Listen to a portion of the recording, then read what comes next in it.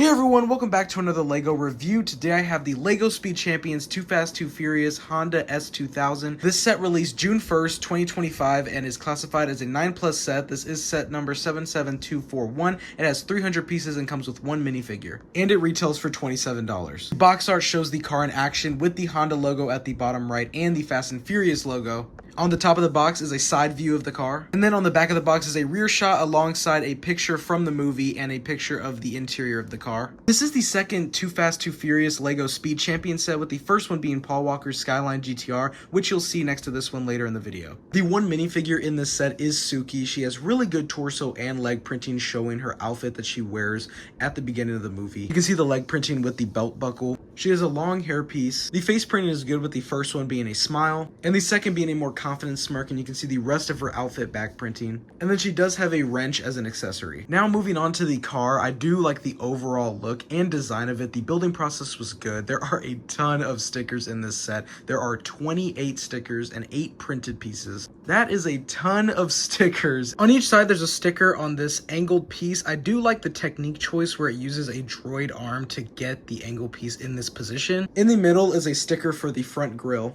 And then above that are the headlights, which are printed on. I think where the headlights are is a little too far back. There's a lot of space here in the front and it just doesn't flow as well as the actual vehicle does. The front section definitely should have had a little bit of it poking out right here, just like the car does. It kind of just ends abruptly, and that adds to the odd look of it. I definitely do think that the front end of this design is definitely the weakest. And then there are more stickers on the hood area with the design and pattern on the car, which looks really good. And then you can see the Honda symbol at the front. One thing I don't like about stickers, how they're always a different shade of color compared to the rest of the build. So the stickers are a very light pink. And with how many stickers there are, it kind of just makes the overall color inconsistent. There are 2 slope pieces for the hood design. And underneath the hood, there is an engine in there, but you would have to take off a bunch of pieces to get there. On the side of the car is a mix of printed and sticker pieces. There are some more stickers right here continuing the overall pattern throughout the car, and in the middle are the printed pieces, which is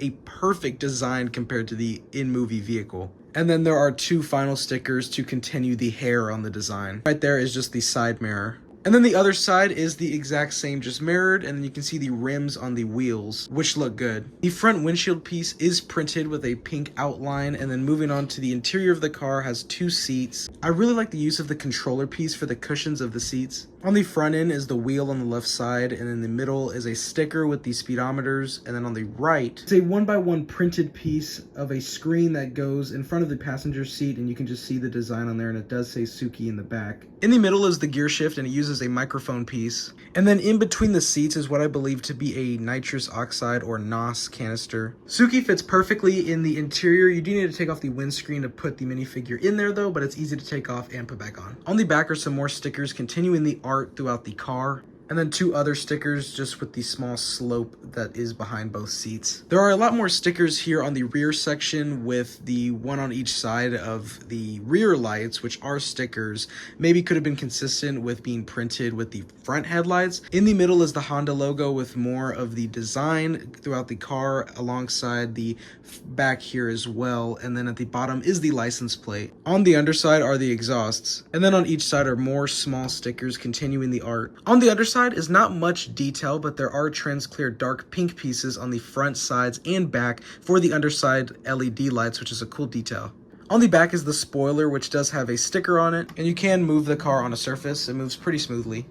And here are both Too Fast Too Furious Speed Champion sets next to each other. They do look really good. And I'm definitely hoping for LEGO to make the other 2 cars that participated in the race, so that we can get every car next to each other. When this set was revealed by LEGO, I was very excited. This is just a very cool looking car in the movie with all the designs, and the car having an all pink color with the underside LEDs. Now for my final thoughts on this set. Is this a good set? I think so, but it's not great and not perfect. The building process was good, and I definitely liked some of the techniques, using the droid arm at the front, as well as using the 2 controller pieces for the seats and the microphone as the gear shift. Like I said earlier, I think the front part is the weakest part of this car, especially around the headlights area. It just looks odd.